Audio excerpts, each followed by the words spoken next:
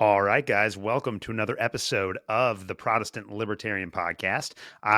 For those of you that are watching on YouTube, I have my Protestant Libertarian Podcast highball glass that you can get at libertarianchristians.com/shop or store. Thanks to a mistake that I made, both of those links will work. And as you can see, if you're watching on YouTube, it's a very nice receptacle for holding your drinks. So I have a little bit of wild turkey in here for this episode, and I'm going to need it because I'm going to talk about some personal stuff that I think more and more Christians need to reflect on, especially those of us that are really involved in politics or that have a public facing job. And I do both. So I've had a lot of reflection on some very important issues over the last couple of years. And I've been praying a lot about asking God to change my heart. And so today I'm going to talk about the struggle that I have with loving my enemies, which is a real struggle for me. It really is now in a way that it never really was before a couple of years ago. And how I kind of think about this biblically. And I know that a lot of you guys listen to the Protestant Libertarian Podcast because you want that hard hitting exegesis. You want to hear biblical scholars break down the Bible. You want to hear political philosophers and economists talk about the deep issues of our time. But that is not going to be today's episode. Today's episode is going to be a lot more personal and reflective. And I want to offer encouragement to everyone who is listening to really check for all my Christian audience that if you're not a Christian listening to this, you don't have the same necessarily have the same set of values as me. So maybe this isn't as relevant to you, but maybe you can better understand how Christians think about this issue. But I really want to challenge everyone that's listening to this who is a Christian to think about the way that they engage with people that are different from them, even people that make them really frustrating, or that might be really frustrating and that make them upset. Now, this is something that like I said, I've been thinking about this for the last couple of years because I've really been struggling with the relationships that I've had with those that it's not even people that don't agree with me, because most of the people in my life don't agree with me and I love them very much and have a great relationship with them. But it's the people that are in positions of power that use that power in self-serving ways and that refuse to acknowledge that the utilization of power hurts other people.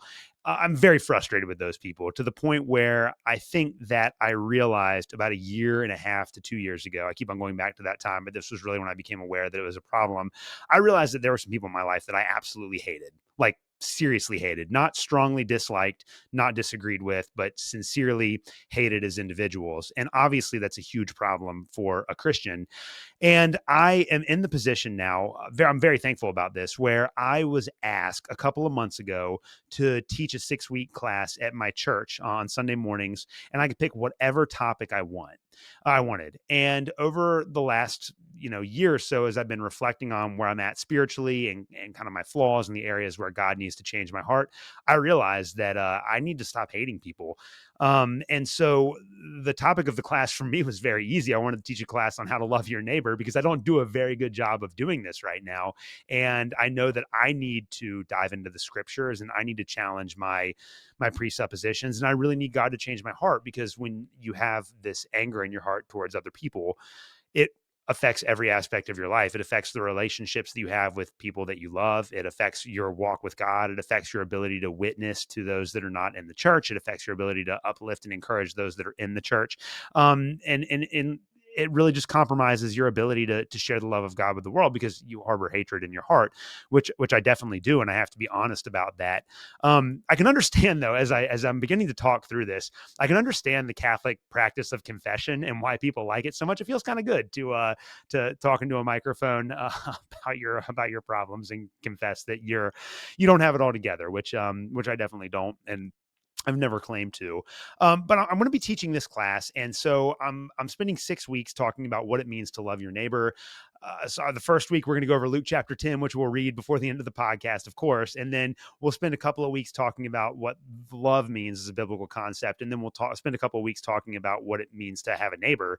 And so that's the way that the class is going to work, and I've been doing my research and reflection on this so that I could be prepared for the first couple of weeks, and I've just been really convicted that I need to deal with this problem more stringently than just praying to God. Like I need to be honest about where I'm at and about how I feel, and I need to actively take steps to not harbor hate in my heart for other people. So I'm going to talk a little bit about how I got to this point, because I know that there are people listening to this podcast that have the exact same problem that I do, and that have probably had many of the same experiences that have led them to feel this way towards other people. And there also might be people listening to this podcast that think that their motives are pure, but that maybe need to check the contents of their heart to make sure that they aren't actually harboring this hatred towards other people. So for me, I would love to share this story sometime on the podcast, because I think it is a really important story. But today is not the day to do it. But I've hinted at this before, that I was in youth ministry for 8 years, and that was my career before I became a teacher. And I spent the first 5 years in ministry working for the church that I grew up in. I was the high school youth director. And even though there was some institutional pushback at the top, for the most part, not many people there cared about the youth ministry program. So myself and the middle school youth director, we were pretty much able to build the program that we wanted. And we, not because of any work that we did, but just because God gave us the vision and we tried to submit to the Spirit, we were able to build a really great program at that church. And there were a lot of kids' lives who were really positively impacted for the gospel because of that. And I'm extremely thankful for the work that we did there. And all in all, it was a very positive experience. And the people who had students in our youth group were very supportive of us. And that was incredible. But I got to a point in my career where I was seriously thinking about going into full-time ministry, and I knew that I needed to move into like a youth ministry position at a bigger church. And so I found one. It wasn't that much bigger, but it was a little bit bigger. I found one, and the position was a little bit larger and more expansive. And so I applied for the job, and I had an interview, and they hired me, and I inherited a youth group that was full of both high schoolers and middle schoolers. So I was the one director for that program. What I did not know is that there were a lot of very, very serious structural problems with the church. Without getting into all the details, there were some ministers that had been involved in some scandals, and many of the people that, not many, but a few of the people that still went to the church were also involved in some scandals, some of them sexual related, which I hate it when that kind of stuff happens in the church. All of this predated me being, I had no idea walking in that there was that history there. I had to learn that piece by piece as time went on. And then the church had a lot of financial issues as well. And there were many people that were responsible for money that were lying about how much money the church had. And this obviously created a lot of animosity between the adults in my church. And we were in this very strange position where the youth program was growing exponentially, because I had a bunch of incredible volunteers, and we came in with a really clear vision. And like I said, I'm not taking credit for that. It wasn't me. I had a ton of help. And I was just trying to be obedient to God.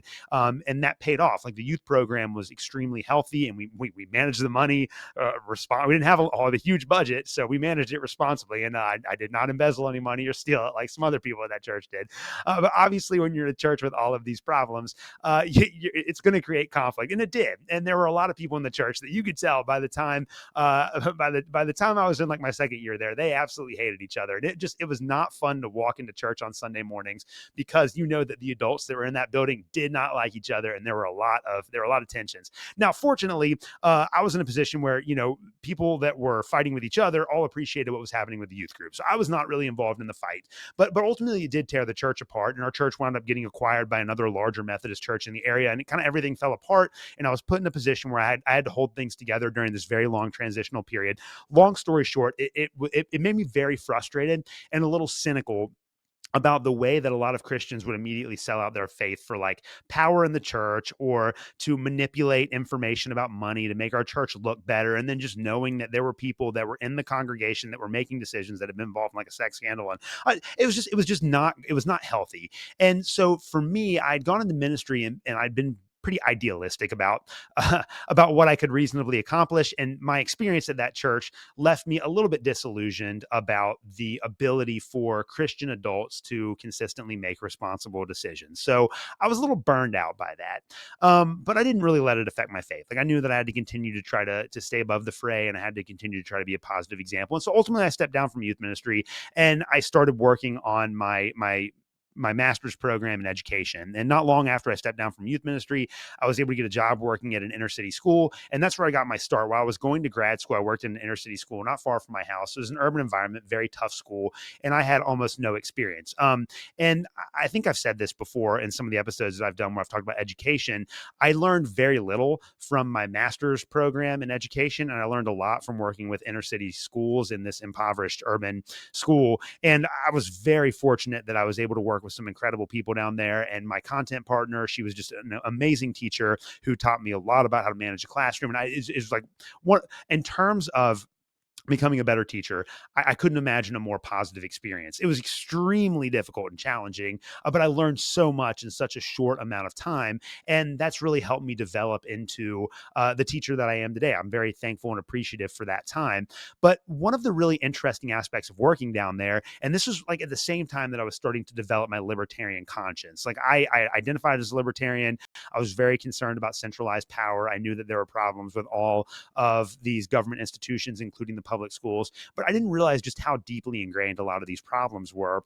And what was really interesting about working there is I was obviously like the only libertarian, the only like openly libertarian person in the building. And it was a lot of people that were on the political left or that were just kind of apolitical or whatever it was. You know, I was the only one that had libertarian principles there. But essentially everybody at my school, and really it seemed like everyone that I met in the district understood that there were very large structural problems with our public education system that couldn't be fixed by just giving schools more money. It was like our inability to effectively discipline kids or remove kids from the classroom. That was a big problem for a lot of people. Not wanting to fund alternative schools, but I know libertarians don't want to fund alternative schools, but if you're going to have an education system and there are students that are making it impossible for the kids that want to learn to get an education, then we should have some sort of alternative for those kids. I mean, we're not going to be able to just kick them out. I think we should be able to just kick them out and put it back on their parents or guardians. That's not going to happen in a real world. So having alternative placement programs for students like that, so that the majority of students that want to come and learn in a safe environment can learn, that seems like a very reasonable approach to take in education. And everyone that I talked to, regardless of their political perspective, understood that that was just like that, we should just do those things because those things made sense and those things were actually helpful to our students. And there was nothing that any of us as teachers could do to change that. Like we were all able to identify that there were structural problems that the bureaucrats and the politicians could easily change, but the political and financial incentives were not there for them to do so. And so you had a lot of corrupt politicians that made decisions about our kids' academic futures in their own interest and in the interest of getting more and more money from the Kentucky Department of Education and from the federal Department of Education. And it wasn't really about our kids. And everyone, almost everyone in education realizes this. Now, most of the people that are in public education are not libertarians. So the solutions that they offer to these problems are more statist solutions, but at least they've identified the correct problem. It's that the institution itself does not work in the interest of the kids. And while I worked in a very small district and I felt like the people that worked in our central office and in the buildings really did care about our kids, we couldn't do anything to change the institution. And there were kids that if they were in a different environment, they could have been really successful, but we didn't have the ability to cultivate that kind of environment. And so generations and generations of students failed because of bureaucratic incompetency. I mean, that was really what it all came down to. And so that made me even more hardened towards my perspective on people in power than I was after leaving my time in ministry, because I just saw how self-centered people that were in positions of public power were. And I had this mentality throughout my time in youth ministry where I believe that I was being paid. It's not a belief, it's just a fact. I was being paid by the members of my congregation to provide a particular service. And so I needed to be a responsible I needed to be a responsible steward of their donations and make sure that all of my interests were, or all of my decisions were in the interest of like the program and the kids that were involved. And I feel the same way about being in public service. If these public institutions are going to exist, and let's not pretend that we live in a libertarian fantasy land where we can snap our fingers and the Department of Education is going to disappear tomorrow. It ain't going to happen.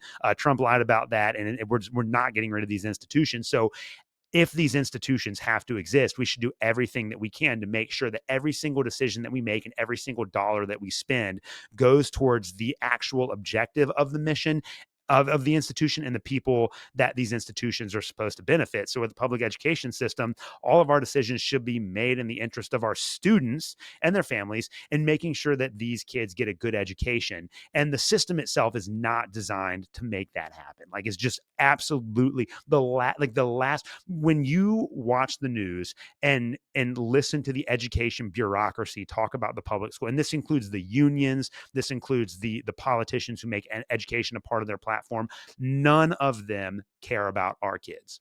None of them do. And they haven't for a very long time, because the institutional incentives are such that there's no financial benefit for questioning the institute. It's about the maintenance of the institution itself as an institution. It's not about the kids. And I realized that, and that made me very, very cynical about the public education system. But even then, I did not give up on my Christian conviction that we had to love people, even people in power that we don't agree with. We still had to try our best to seek to seek their betterment, seek their edification, to build them up. We should try to have calm, rational, compassionate conversations with them and help them gently see the error of their ways. And I believe that that's the way that Christians should approach these problems. But flash forward a couple of years after this, I'm teaching in a different school district, the same school that I'm teaching at now. And I love my school. I love the people that I work with. They're all incredible. And all of them have identified the same problems with the public education system as I had, and as all my colleagues had at the inner city school. But flash forward a couple of years to March of 2020. And in March of 2020, we had, of course, the outbreak of the COVID pandemic. And for the 2 years that followed the outbreak of the COVID pandemic, our school district entirely mismanaged the response to COVID-19. Now, I can say that in hindsight with absolute objective certainty. Like, the recommendations that they made regarding the masking of students, the 6 feet rule, there was the funniest of all of their non-pharmaceutical interventions, as they used to call it during the pandemic, was that, like, in the boys' bathroom in our hallway, we have 3 urinals, and they're separated by a divider. And they went in with a garbage bag and covered up the middle urinal for 2 years. So, yeah, you just couldn't use it. And we had 3 sinks, and they covered up the middle sink in the middle of a pandemic. They covered up a sink where students could wash their hands because they thought that they were too close together. This was the kind of irrationality that we dealt with. And so for the first year of COVID, I really believe, like, okay, this is like absolute insanity. And I realized by April of 2020, of 2020, not 2021. I realized by April of 2020. All right. So we're talking like a month into the pandemic. I was like, the way that this is being portrayed in the media and by the political class is not the way that it's actually working on the ground. And I'm not a COVID denier. Like, it was very dangerous for unhealthy people. But there was absolutely no consideration made about like the well-being of our kid outside of, we can't let them get COVID, which is crazy that we never thought about the effects of those policies. But for 2 years, I just saw my school district flounder and change direction. And every day they were giving us information about the COVID pandemic that I knew wasn't right. And the Northern Kentucky Department of Health, which I guess was under the guidance of the Kentucky Department of Health, and then obviously the federal department, NIH, CDC, and all those organizations that are responsible for the public health apparatus, they had come up with this metric for determining whether or not a county was in the red, which means that they had a critical outbreak of COVID.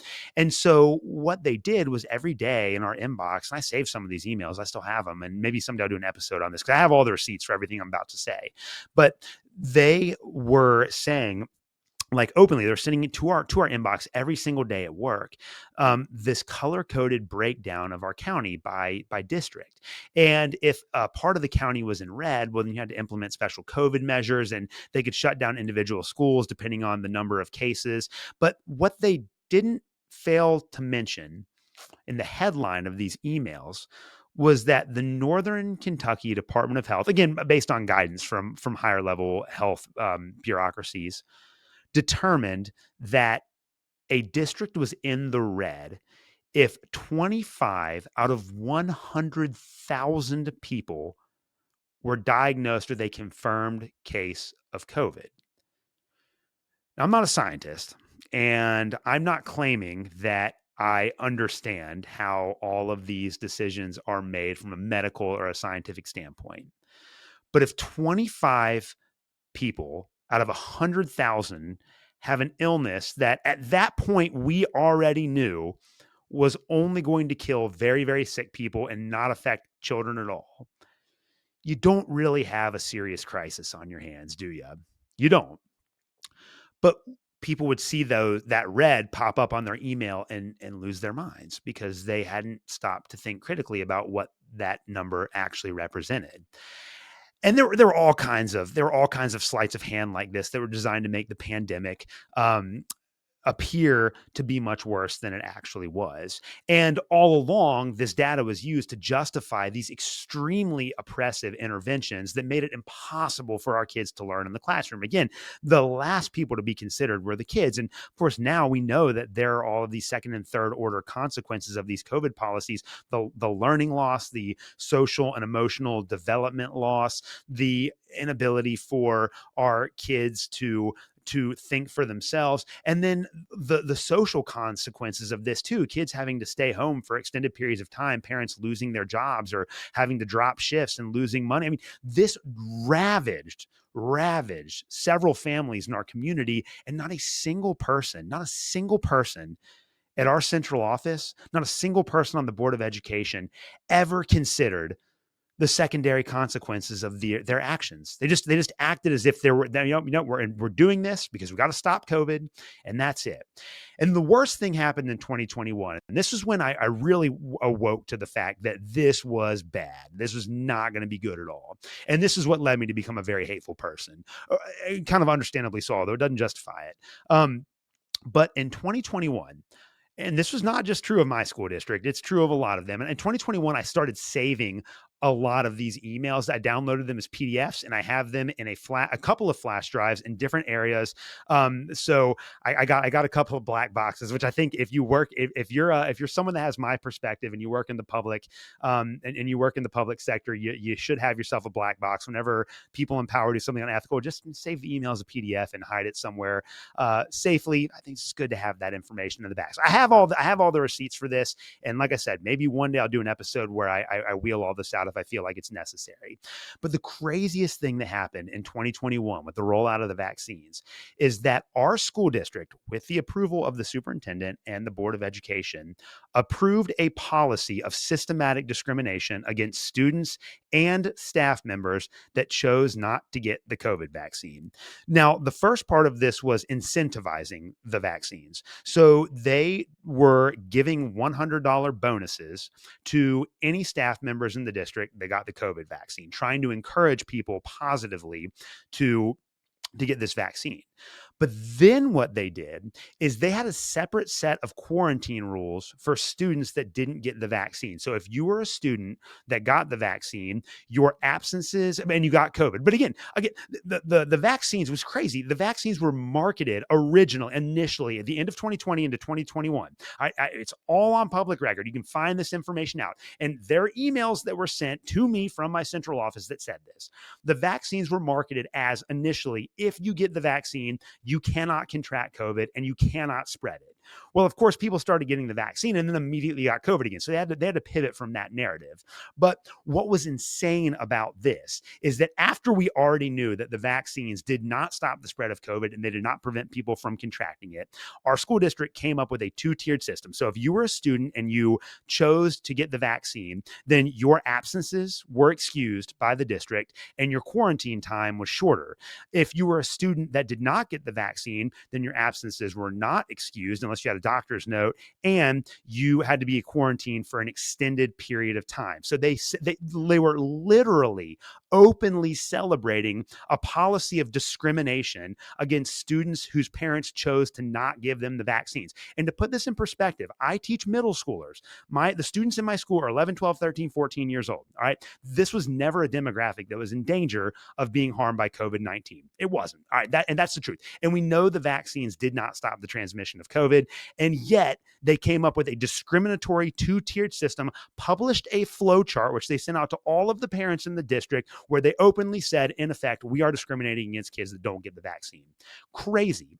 And then on the staff side, which is less egregious, but still discrimination, on the staff side, for people like me that chose not to get the vaccine, if I got sick with COVID, I had to use my sick days to pay for that time off. And I think initially I had a longer quarantine time. And for staff members that had chosen that had chosen elected to get the vaccine, the school district paid for their sick time. It's like obvious financial discrimination, right? Okay, so I realized that like this is not good. This is corruption, and I.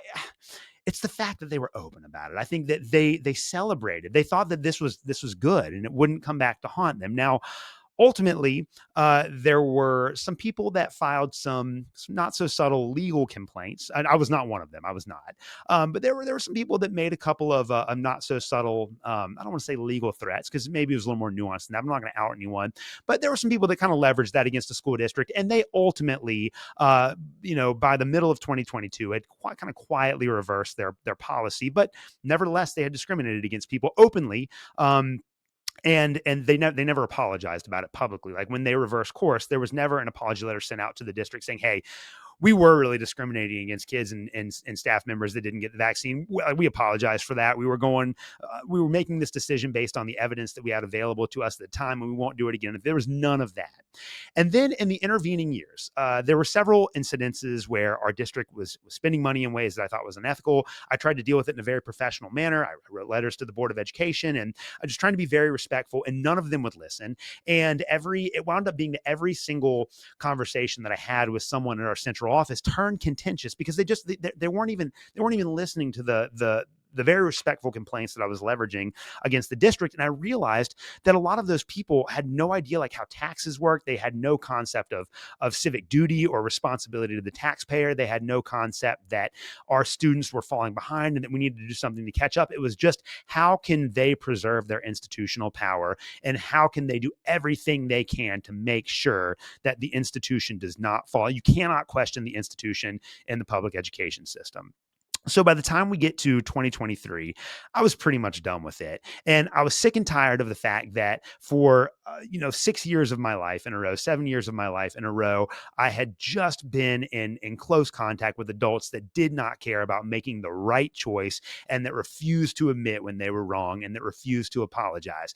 And I'll have to say that from 2023 on, the beginning of 2023 on, I really let that eat at me. Taking a sip of out of my Protestant Libertarian glass, which you can buy on libertarianchristians.com/shop. There you go. There's my plug. So help LCI make some money. So I became very disillusioned by this. And I became more and more cynical. And it was a very slow process. But as time went on, I realized that I was harboring not just a disdain for the decisions that these people made in my heart. I was harboring actual hatred towards them. It wasn't just that I didn't like them and didn't think that they deserved to be in positions of power. It was that I hated them personally, like on an intensely personal level. Now, I do think that the people that were responsible for implementing those policies during COVID, I think they should all lose their job at minimum. I mean, I think you can make a case that any board of education that openly endorses a system of discrimination should be held criminally liable and prosecuted for that decision. We're never going to get there. But, if you're not, at least at the very least, if you're not going to lose your job and resign in disgrace for failing at the moment where it counted most and making decisions that obviously hurt the lives of thousands of students, then you should at least apologize for it, or at least say, we'll try to be more nuanced in the future. That's all we're looking for. No one ever apologized. And because of that, I became furious and I let it eat at me. And every time I went to work, I just thought about how much those people were screwing over my community and screwing over my kids, and about how there was absolutely no accountability for them whatsoever. And I allowed that to take over my thoughts. And as time went on, I realized that not only was I harboring hatred in my heart towards the people that had made those decisions, but I became a lot more irritable. I became a lot less patient with people that were in no positions of power and just had opinions that I didn't like. It became harder for me to take people seriously that didn't share my worldview. I became very arrogant and kind of, which I do think libertarianism is it's self-evidently the only moral political philosophy because it's based on the non-initiation of violence. Like there is no other political political philosophy that's more. But I also realized that most people don't ever think about these issues, and you can't be mad at somebody who's never thought about it and doesn't care, and they just want to raise their kids and they want to watch football on the weekend and have a house and live, work and live a good life. Like, you can't be mad at people for not taking the time to think about these issues when they have other priorities. People don't think like me. But as time went on, I realized that the hatred that I had allowed to sink into my heart for the people that had made these decisions, both in the churches that I worked for and in the school district, it was affecting all of the relationships that I had in my life. It was something that was eating me to the core. And I began to realize that by the end of 2023, this was like not going to be sustainable. Like, this is just not something I cannot be a Christian and harbor this much anger, but I didn't know what to do about it, because for the first time in my life, I was in a position where I had like kind of the theological and the philosophical equipment to deal with these problems in a very rational manner, but I was way too angry to approach any of these problems calmly. Like, I just couldn't. Like, everything set me off, everything made me mad. And I know, like, if you've listened to my show for a long time, I appear to be a pretty easygoing guy, and I really can. Like, I can get along with most people. And before like all the COVID stuff happened, like, even people that really didn't like me, like, I didn't find it hard to love them, because Jesus told me that that was what I was supposed to do, and I had cultivated that attitude, that disposition over years and years and years of ministry. And it was just natural to respond to people that you didn't agree with, or to respond to people that were making bad decisions with love and compassion. But the moment that I let that hate into my heart, it, it, I lost my ability to be like reasonable and kind to other people. And like I said, it affected every area of my life, and it affected my prayer life. It affected my relationships with people at church. I became more cynical, more insulated. I read my Bible every day and still read books on the Bible, but I could just tell my heart wasn't in it. And at the root of all of this was this just rage that I had towards the system, and the people. And it's not this. I mean, it is a system in general. I think the system's terrible, and I think that we should be able to, like, there's a time and a place for anger and frustration. But the fact that I had allowed space in my heart to harbor hatred, real, genuine hatred towards other people, it's corrosive, it's corrupting. It affected every area of my life. And um I just realized that I couldn't be a Christian and feel that way. Like, I can't say that I love Jesus, who tells me to love my neighbor and indeed love my enemy, and act that way towards other people. Um but once you give into the temptation to hate, it's really hard to get yourself out of that. It takes years and years and years to cultivate patience and love. And it takes a very short amount of time to lose that. And I've realized that over the last couple of years. And I want to do something about it, because I don't want to live this way. And I don't want to harbor hate in my heart, but it really does root. It really does root yourself. It really does root itself very deeply. It's like in your soul. Like, it just transforms you as a person when you allow that to happen. And it can just make everything worse. And I think worst of all, it makes your witness to the gospel ineffective. Like, people know that I'm the Christian, you know, and but I'm but they also know that I harbor hatred. Or maybe I don't. Maybe I don't. But maybe they don't know that I do. But it definitely impacts those relationships. And so I think that there are a couple of things that I want to do with this reflection today, in the last 20 minutes or so of the episode. The first thing that I want to do is just talk about the way that I see Christian libertarians handling themselves online, and with reference to politics. Um, Ultimately, I'm a Genesis 3:5 man, in the sense that I believe that humanity's original sin was that we were attempting to be like God, which is essentially grasping at a power that God did not delegate to us. In Genesis 1 and 2, human beings are given an incredible amount of delegated power. God calls us to wisely rule over his creation and exercise dominion over the entire world on his behalf. But that wasn't good enough for humanity. And that's why in Genesis 3:5, humans give in to the temptation to try to be like God, grasping after power. And that's really at the root of almost all of the problems that we face in society. I really do think that if there's a fundamental layer of sin, it's that grasp for power. And people often point to sex and money as major seats of sin, and that's true. But as I get older, I've kind of realized that, like, a lot of people pursue sex as a means of control.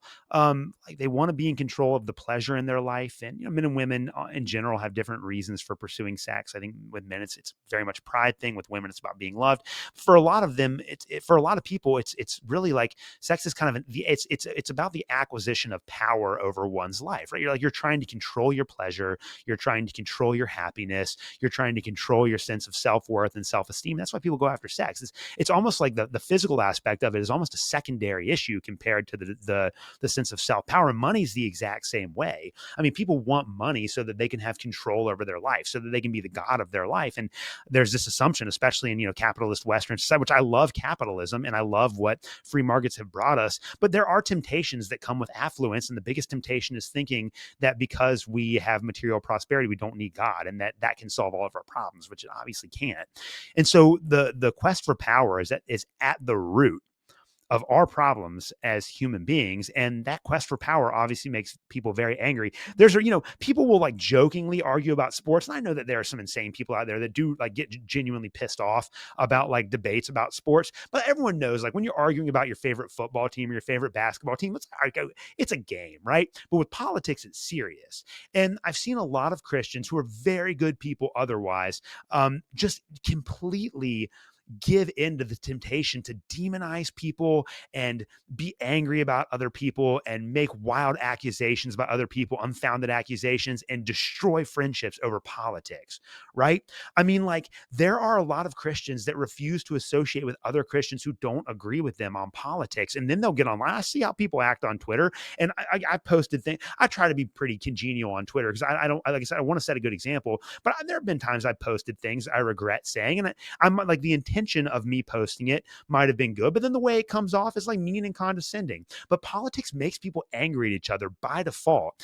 And I feel like if we're Christians and we're trying really hard to love our neighbors and serve them and meet their needs, and even more than that, like follow Jesus's teachings in Matthew 5 on loving your enemies, then we have to do that in every area of life. And it's just like Murray Rothbard correctly says that libertarianism is simply the application of the universal laws of morality to every area of life.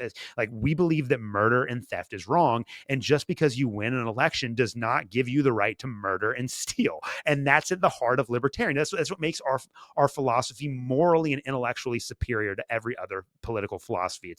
It's that moral consistency and that moral clarity. But for Christians, for Christians, Jesus's command to love our enemies does not stop because someone wins an election, in the same way that the laws of morality are not suspended because someone wins an election.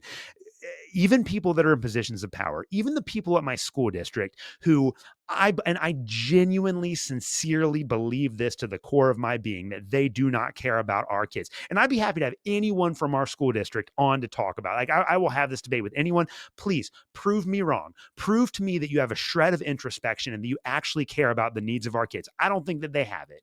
But that does not give me the right as a Christian to hate them. And it doesn't even really give me a right as a Christian to say that they're my enemies. It doesn't. I mean, I do think that they have made decisions that have negatively harmed, I mean, me personally, but that's not even like that much of me. I'm a grown man. I can handle that. But they've made decisions that harm people that I care about, that hurt my students, whose lives I'm trying to make better day in and day out. Right.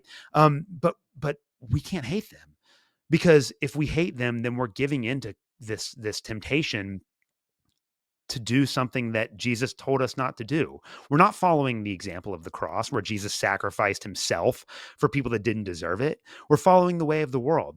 And especially in these political debates, like, we're allowing ourselves, even if our anger is justified and righteous, if it manifests itself in hatred, then we're also giving in to the temptation that power ultimately leads to corruption, which it does. Like, the acquisition of power, the fighting over power, the wrangling over power, it always corrupts, just like the man and the woman in the garden. It always corrupts those that seek it more than any other vice, because it is the foundation of all of the vices. It really is the seeking after power. And I can say this with absolute certainty because I've seen what it's done in my own life. I've seen the negative effect that it's had on my own heart, the way that it's completely deformed my perspective of other people, even people that I don't have a problem with, like that I would never otherwise have a problem with. And I might never vocalize it, but in the back of my heart or in the back of my mind, there's always just this gnawing sense of like, you should be mad at them too. And then the Holy Spirit trying to pull me back and say, no, that's not what we do. Like, you're supposed to live by a different set of principles. There's that war in my mind. And as Christians, we can't give into that, because ultimately, like, and I'm not trying to rep my book again, but this is like a big theme in my book. Ultimately, it doesn't matter. Like, we are supposed to be the representatives of a crucified Messiah to the world, which means that we love our enemies in the same way that Jesus did. That doesn't mean that Jesus liked his enemies. That doesn't mean that Jesus excused his enemies' bad behavior. And it doesn't mean like what Jesus does is brilliant. He calls out his enemies for eschatological judgment. Hey, change your ways. We're not going to hurt you in the here and now, but if you don't stop this, like, God will ultimately bring about justice. All right. And if you don't fix your problems right now, God certainly will in the end, right? Like, God is not going to be made a liar. In the end, he's going to sort all this out. So, you better deal with this right now, or you're going to have your hands full on Judgment Day. And I think it's okay for Christians to say all of those things. Like, I think it's okay for us as a church to look around at these corrupt bureaucrats and these corrupt politicians and say, look, guys, if you don't get this, like, Judgment Day is coming whether you like it or not. And you need to think long and hard about how your decisions affect others. It's okay to do that, but we can't hate them. Like, Jesus wants what's best for us, right? And love is known through sacrifice towards others. I mean, this is the fundamental insight of the cross. It's that Jesus was willing to die for those people that sinned against him. Like, Paul is very clear in Romans chapter 3, all have sinned and fallen short of the glory of God.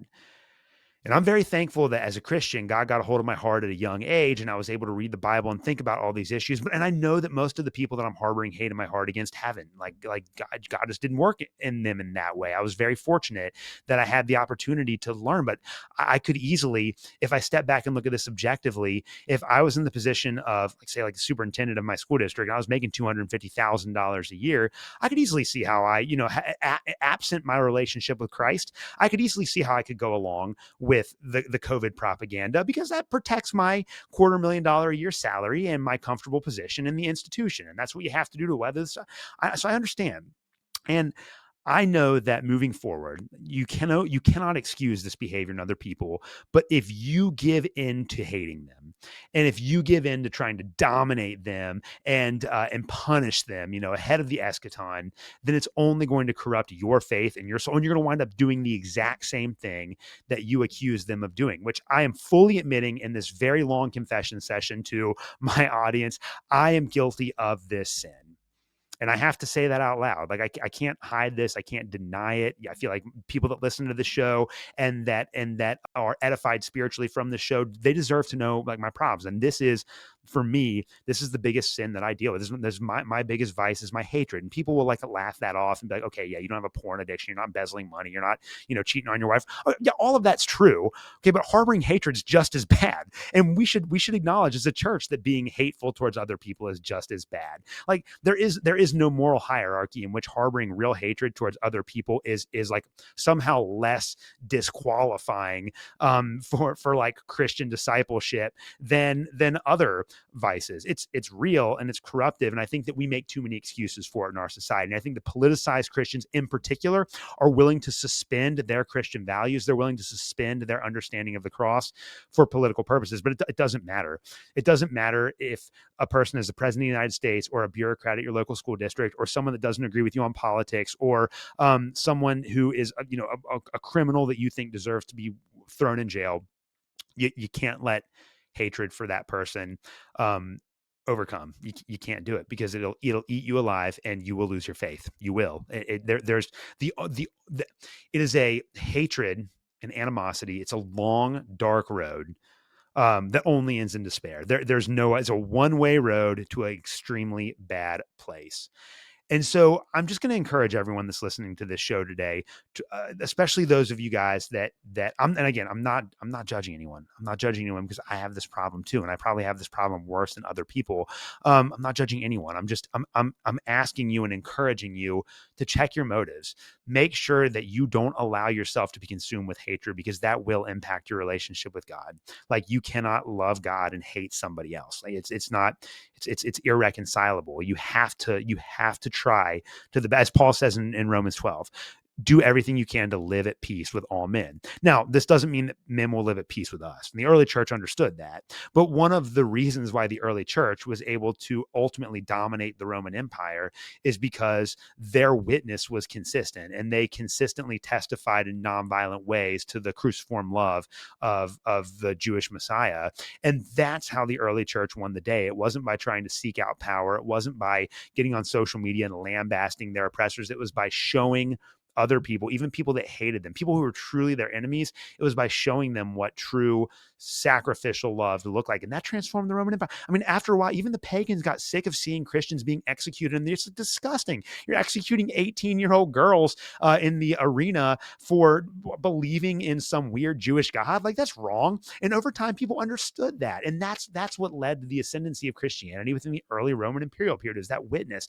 And I think that we have a real opportunity as Christians and as libertarians, as people that not only, like, now I'm going to be a little chauvinist here, but I do believe that Christians have, generally the right theology. I do believe that Jesus is the Messiah. I do believe that God raised him from the dead. I do believe that there's going to be a judgment of good and evil on the final day. Like, I'm a Christian through and through, and I think that I'm right. And I think that that is the correct interpretation of reality.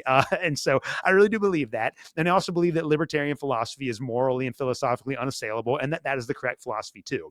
But for those of us who are Christians and who are libertarians, we should be the ones that lead the charge of trying to have compassionate, respectful, thoughtful dialogue with people that do not agree with us, even if those people occupy positions of power. And this doesn't mean we always have to be nice. This doesn't mean we have to excuse their behavior. This doesn't mean we can't be direct. This doesn't mean this doesn't even mean we can't call for people to be thrown in prison and criminally prosecuted. We absolutely can, but we cannot harbor this hatred towards them, because it will eat us alive and it will destroy the church. This is, I think, one of the greatest temptations that American Christians, left, right, libertarian, center, apolitical, whatever it might be, this is one of the greatest temptations that all American Christians face. It is the desire to allow politics to corrupt and compromise our faith. And I'm sorry, the teachings of Jesus have to come first. I've dealt with that up close and personal over the last couple of years. I'm confessing my sins in public here. And obviously I've talked to people in my private life about this, and I'm saying I don't want to do this anymore. And I'm going to try everything in my power to stop. Am I going to do this perfectly? No, I am not. But the way that the Holy Spirit works is through the effort. It's through the attempt. God works, as Paul says in Romans 8:13. It is the Holy Spirit that enables us to put to death the deeds of the flesh. And so we work with the Holy Spirit to overcome these problems. And I'm committing going forward to not being a hateful person, and to checking my motives, and to making sure that all of my interactions with people, even people that I think are terrible criminals, selfish, that enable the worst kind of degeneracy in our society, even those people, I cannot harbor hatred in my heart towards them. So we have a couple minutes left, and it would not be an episode of the Protestant Libertarian Podcast where I talk about a theological issue where I don't talk about the Bible. I am a Protestant, after all. I believe that the Bible is the ultimate source of authority, and that I believe that all of these political decisions should be made on the basis of Scripture. And this is not going to be a deep dive through these passages. I just want to read them and kind of really briefly reflect on them, because I think that they are so important. And these are the kind of things that, when I start to feel that anger creeping in the back of my mind, these are the things that, like, the Holy Spirit just kind of whispers, like, you know better, man. You know not to do this.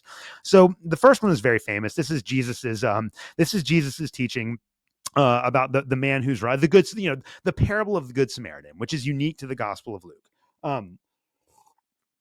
Here we go, another drink out of my Protestant Libertarian glass, libertarianchristians.com/shop. But this is in Luke chapter 10, and Jesus, in the passage, the immediate context right before this, Jesus is talking about the rejection of his message of the kingdom by Jews to whom he's preaching. And then he talks about how all things have been handed over to me. This is in verse 22 of chapter 10, by my Father, and no one knows who the Son is except the Father, and who the Father is except the Son, and anyone to whom the Son wills to reveal him. And then he turns to his disciples and he says, "Blessed are the eyes which see the things you see. For I say to you that many prophets and kings wish to see the things which you see and did not see them, and to hear the things which you hear and did not hear them." So, in the immediate context, Jesus, Luke has kind of set this parable up in a rhetorical context where he is talking about those who respond positively to Jesus's teaching and those who respond negatively. So this is the broader context of the parable of the Good Samaritan. Are you going to choose to follow Jesus or are you not? And so Jesus is confronted with this law. You know the story, but I'm going to read the story anyways because it's important. And this starts in Luke chapter 10, verse 25. Again, this is special Luke. This is unique to Luke's gospel. A lawyer, a specialist in the Jewish law, stood up and put Jesus to the test, saying, "Teacher, what shall I do to inherit eternal life?" And Jesus said to him, "What is written in the law? How does it read to you?" And he answered, the lawyer did, "You shall love the Lord your God with all your heart, with all your soul, and with all your strength, and with all your mind, and your neighbor as yourself." And Jesus said to him, "You have answered correctly. Do this and you will live." But wishing to justify himself, he said to Jesus, "And who is my neighbor?" Right. So he's trying to get Jesus in a trap. Right. So Jesus says, "Love the Lord your God and love your neighbor." And the lawyer's like, well, now you have to tell me who my neighbor is. And Jesus does. And there are a lot of historical nuances to this story. And maybe one day I'll do an entire episode on it. If you're, if you're in the Northern Kentucky area and you want to come to my classes at 9 o'clock in the morning at Generations on Sunday. So you can show up if you'd like, and you'll hear more of these historical nuances in that class, but we don't have time to go through all of that today. But Jesus's response, we can all understand what he's trying to say. So the lawyers basically set up Jesus. So they say, like, okay, you say love your neighbor. What does that actually mean? And here's what Jesus says. Jesus replied and said, "A man who was going down from Jerusalem to Jericho and fell among robbers, and they stripped him and beat him and went away, leaving him half dead. And by chance, a priest was going down on that road, and when he saw him, he passed by on the other side. Likewise, a Levite also, when he came to the place and saw him, passed by on the other side. But a Samaritan who was on a journey came upon him, and when he saw him, he felt compassion and came to him and bandaged up his wounds, pouring oil and wine on them. And he put him on his own beast and brought him to an inn and took care of him. On the next day, he took out 2 denarii and gave them to the innkeeper and said, 'Take care of him, and whatever more you spend, when I return, I will repay you.' Which of these 3 men do you think proved to be a neighbor to the man who fell into the robber's hands?" And the lawyer said to Jesus, "The one who showed mercy towards him." Then Jesus said to him, "Go and do the same." Now, everyone listening to the show has probably heard a sermon on this at some point in your life, and the preacher has probably made the correct historical point that Jews and Samaritans didn't get along very well. This has historical precedence in the divided kingdom and then the Assyrian and Babylonian exile, respectively. The point of the story is that Jews and Samaritans are not natural allies, and there were a lot of Jewish leaders that passed by this Jew who had been beaten by the robber on the side of the road, and it was a Samaritan that stopped and showed mercy towards him. And so what does it mean to love your neighbor? It means to show mercy towards people that aren't like you. All right. It's a very, very simple and very fundamental point. It is. It's brilliant. It's beautiful. Okay. Now, if we're going to derive a principle from this text in Luke, I think the principle is pretty obvious. The principle is that if you love your neighbor and love your God, which are the 2 commandments that Jesus says you have to care about, like these are the big ones. Love God with all your heart and love your neighbor as yourself. It's showing mercy to people that aren't like you. That's what Jesus means by that. Like, there's no hidden meaning to this text. He doesn't give the lawyer any chance to escape or qualify. What is it? Who is my neighbor? Well, your neighbor is the people that you show mercy towards that aren't necessarily, I mean, your neighbors are also the people that are like you, but they're also the people that are not like you. And so what Jesus is doing here is he's setting up this Samaritan who the Jews would not have naturally gotten along with as someone who went out of his way to show mercy towards a Jewish person, someone that would not agree with it, certainly would not agree with each other politically, theologically, culturally. There are a lot of differences between the Jews and the Samaritans, and yet it's the Samaritan in Jesus's parable that shows mercy to this Jew who had been mugged and left for dead on the side of the road. Now, if Jesus can issue this parable, and he sincerely expected for the lawyer to keep it, and Luke obviously included it in his gospel because Luke wanted his intended audience to actually, like, this wasn't just a fun fact about the teaching of Jesus. Luke intended for his audience to take this teaching to heart.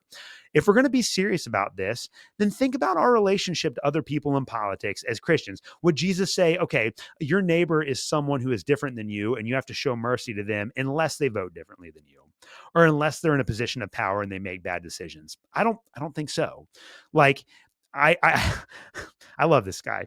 Jeremy Kaufman, he says some wild stuff. I don't agree with everything that he says, but I do always appreciate that he speaks his mind. And I think he says a lot of what, but I had Jeremy Kaufman on the show about a year and a half ago. And I remember one of the exchanges that he had is he's like, I hate politicians so much. And if I saw a politician bleeding out on the side of the road, then I would just leave, I would step over them and I would leave them to die because they're all criminals. And he looked at me, and you can go back and listen to this episode. He looked at me and he's like, your religion probably does not allow you to do that. But that's the way that I feel about politicians. And I responded, yes, that my religion does not allow me to do that. But Jeremy Kaufman made a really great point. All right.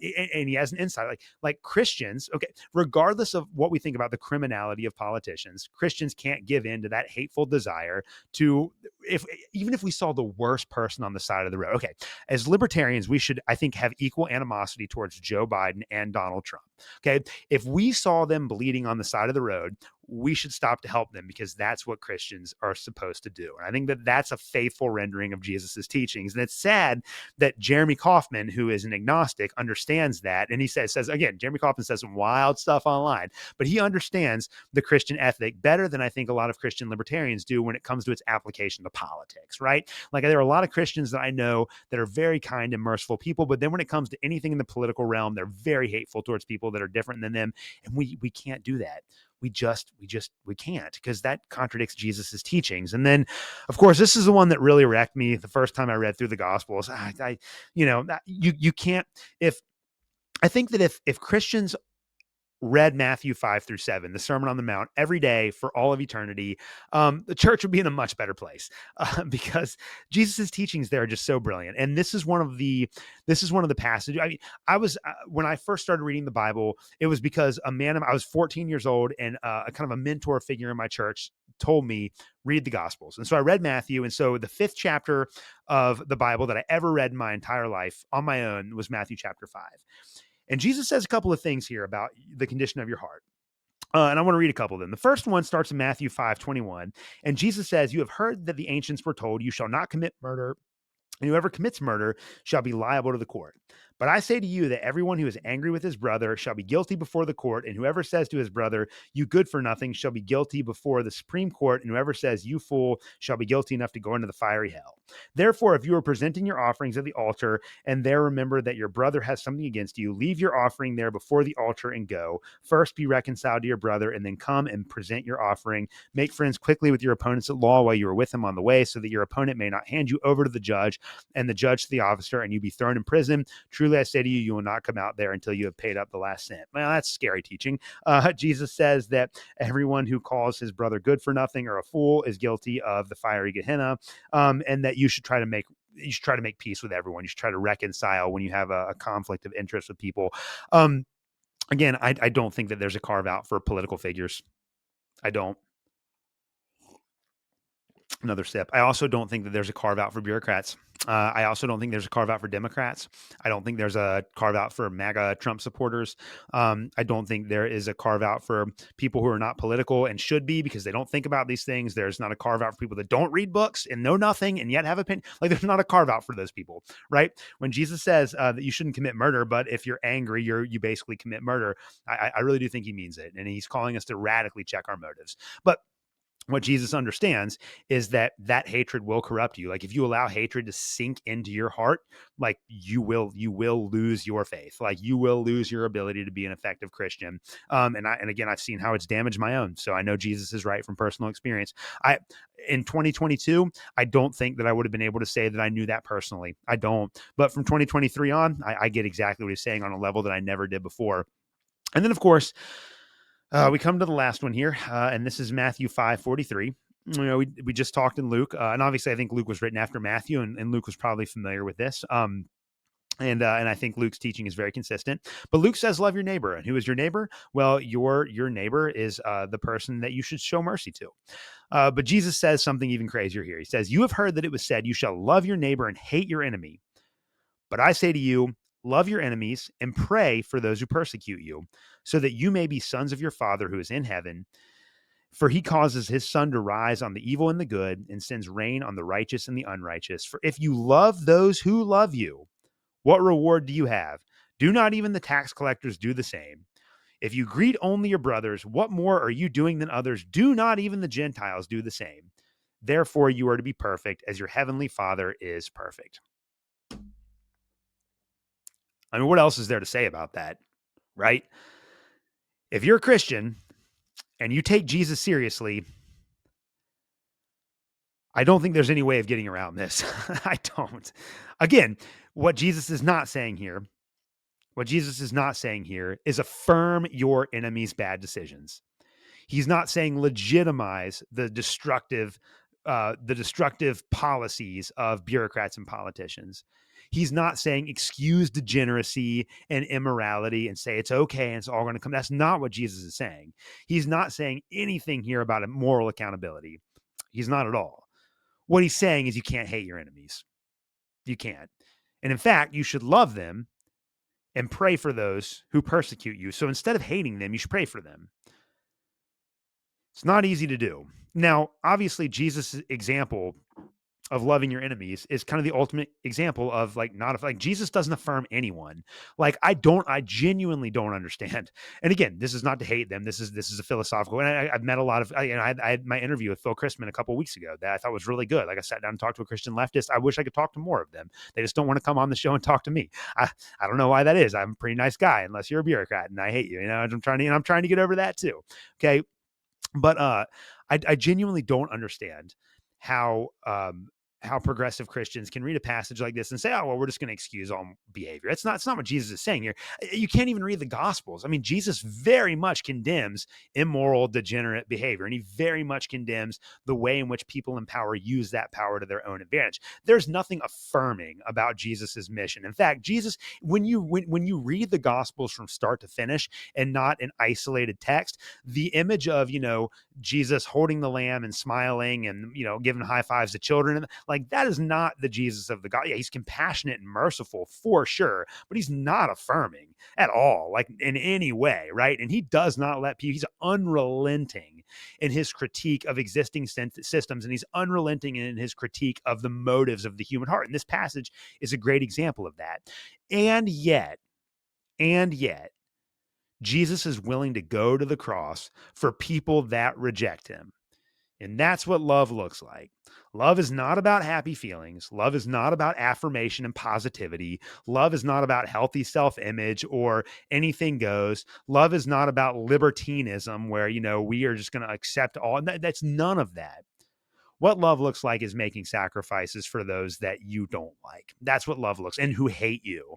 It looks like praying for people that you think should be in prison. That's what love looks like. And that's not easy.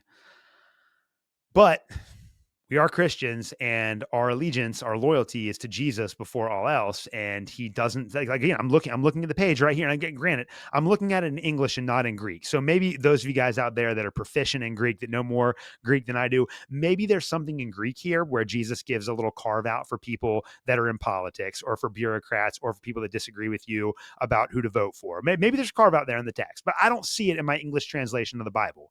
I see Jesus telling me to love my enemy and pray for those that persecute me so that I can be sons of my Father. Because you know who doesn't do that? The tax collectors and the Gentiles. And as libertarians, we shouldn't want to be like tax collectors, right? For goodness sake. If Jesus says even the tax collectors love their own people, that should be an indication to us as libertarians that we have to love our enemies, right? Because we don't want to be associated with the tax collectors. I say that as a public school teacher. If you're listening and you're a tax collector, I love you too, because Jesus tells me to, right? And also because you're a genuine human being, and that's just the way that this should be. So I'm just encouraging you guys to think about it like this. I believe that the fundamental Christian ethic is cruciformity. There's that one passage, and I want to make sure that I quote it the right way. It's in one of the most brilliant passages and most challenging passages in the New Testament in 1 John. And this is where John explains what love is. And this is really like when the writers of the New Testament use the word love, this is what they mean. This is what John says. This is John 4:10 and 11. In this is love. Not that we loved God. Okay, so John's admitting we didn't love God. We didn't choose him first, but that he loved us and sent his son to be the propitiation for our sins. Beloved, if God so loved us, we also ought to love one another. So notice this, okay? The way that this works, okay, is that God loves us. We did not love him.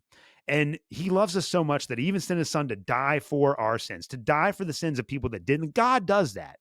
He sent the Messiah to die for the sins of people that didn't love him And so because God did that for us through Christ, we have to do that for other people. Okay. Easier said than done. I don't know what your position is. But if you're like me, you probably struggle with this. Maybe you don't struggle with it as much as me, and maybe you got other problems, and that's whew, I wish I didn't have this problem, but I do. It's the thorn in my side, and I have to deal with it, and I have to be honest about it, or I'll never make it through. But the thing that I have really committed myself to in 2025 is trying to undo the layers and layers of hatred and animosity that I've built up in my heart over the last couple of years. Praying for, and again, I don't hate everyone, but I would say there are about 5 or 6 people that I genuinely do, and those names are sitting right in the back of my mind right now. I'm not going to name them on this show. I can guarantee you that if you listen to this show, you're probably not one of those people, so you don't have to worry about that. If you're one of my friends or family member, I don't hate you. I love you, but there are some people that I do harbor real hatred in my heart for, and my goal is to pray for them. And it's not easy because I don't want to, because it feels better in the short run to not. But Jesus tells me that I have to, and I cannot say that I follow Christ and harbor hatred towards them. It doesn't mean I have to agree with them or affirm what they did, and it also doesn't mean that I don't think there should be consequences. I do think that some of these people should lose their job. I think some of them should be criminally prosecuted, but I can't hate them. I can't do it because this is not what Christians do. This is not what Jesus tells me to do. And so I'm going to really try to commit to pray for these people, and I'm going to try to see the image of God that I know exists in all people. Like if God placed his image on me and I'm a sinner that God loved, all have fallen short of the glory of God, and are justified freely as a gift through the redemption which is in Christ Jesus. That's how Paul follows that up in Romans chapter 3. It's not just for me. It's not just for people that think like me. It's for the entire world. And as Christians, we're supposed to be for the world. Like we're supposed to make these sacrifices so that people can see the love of Christ. And I do sincerely believe that there are no political solutions to the problems that we're facing in this world today. Like I'm involved in the Libertarian Party. I love it because I get to associate with like-minded people. And every now and then we win local elections where you have someone that tries to spend money in a more responsible way. Like all these things are good, but we're not going to change the world through politics. The reality is that God has given the church the responsibility of proclaiming the gospel to the nations. And the only way that we are ever going to make a lasting impact in this world is by showing other people the love of Christ, by preaching the gospel even to those who we hate, even to those who disagree with us about politics. And so I'm committing to that. The cool thing about this is I am going to be teaching a class on what it means to love your enemies and to love your neighbors. Rather, with the title of the class is "Love Your Neighbors." We will talk about loving your enemies, and I need to work on that. And so it's good going into a class knowing that I have a lot to learn. Like I academically, I understand like not, I understand the historical context of life, and we'll go into the background and all that stuff. But that knowledge doesn't really matter unless it manifests itself in concrete actions towards other people. And so I'm committing myself to doing that. And I would just encourage everyone that's listening to this show today to do the same. Check your heart.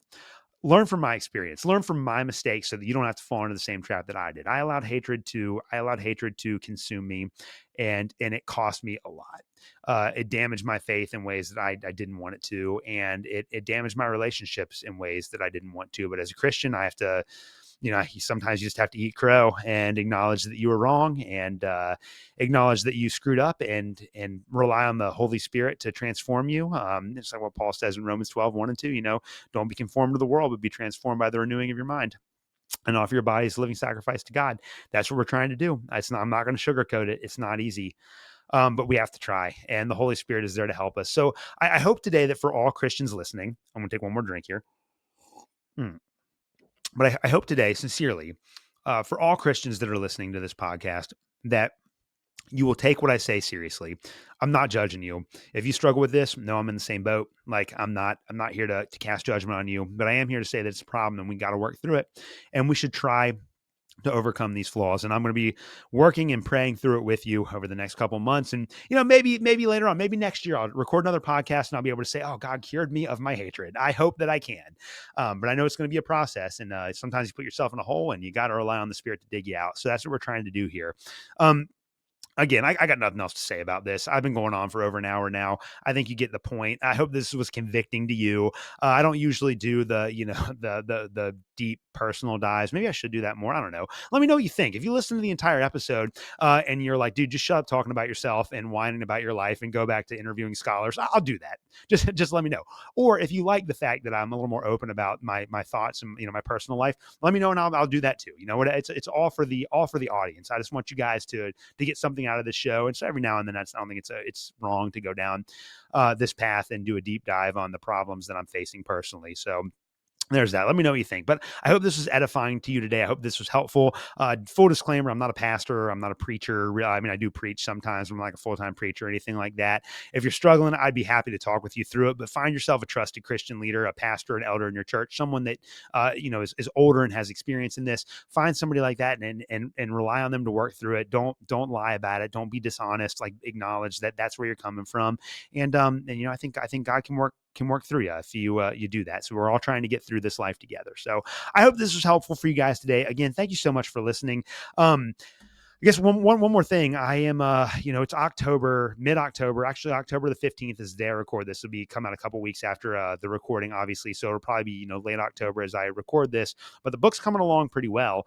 My goal is to have a manuscript by March. Manuscript by March. That was my goal since I started at the beginning of the school year. Unedited manuscript, and I'm thinking that there's a real possibility that I might have an edited manuscript by March, which would be amazing. So it all depends on how much hustle I can put into it. But the book is coming together. It's going to be huge, like 550 pages long.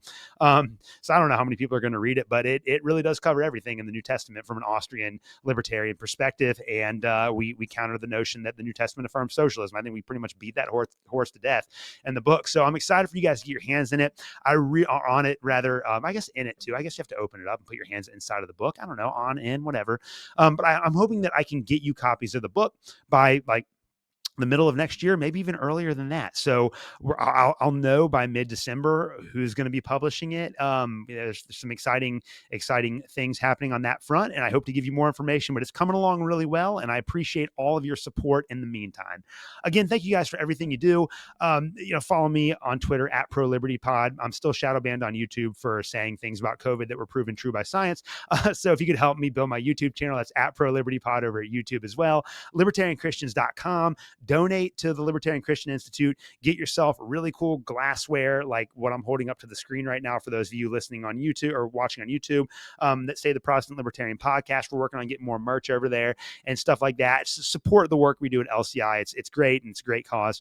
And just thank you for everything you do. I do genuinely love all of you guys, and I hope that you get something out of this. So thank you for everything you've done.